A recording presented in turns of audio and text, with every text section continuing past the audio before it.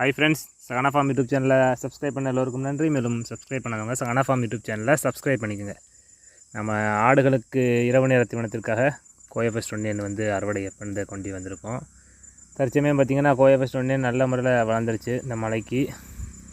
அதனால் நம்ம தேவைக்கு ஏற்ப ரொம்ப வளர்ந்துருந்த கோயஃபஸ்ட் ஒன்னியனை வந்து நம்ம தரையில் வந்து கொஞ்சம் ஒரு அடி விட்டும், அதுபோக ஓரளவுக்கு நார்மலாக வளர்ந்துருக்கிறது வந்து நம்ம தரையை ஒட்டியும் அறுத்து விட்டுருக்கோம். களைகள் அதிகமாக இருக்குது.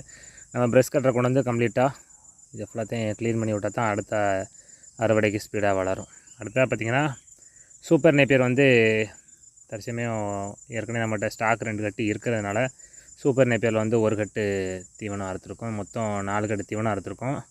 இதில் 2 கட்டு இப்போ ஈவினிங்க்கும் மிச்சம் 2 கட்டு நைட்டுக்கும் வச்சுக்கிறணும்.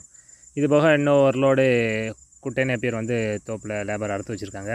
அதை எடுத்துகிட்டு வந்து அதில் ஒரு கட்டு நைட்டுக்கு அப்படிங்கிற அடிப்படையில் ஆடுகளுக்கு தீவனமாக கொடுத்துக்கிட்டு இருக்கோம். ஒரு நாளைக்கு இப்போது மழை சீசன்னால் தண்ணி பாசனம் இல்லாத காரணத்தினால ஒரு நாளைக்கு 3 டைம் தீவனம் கொடுக்குறோம்.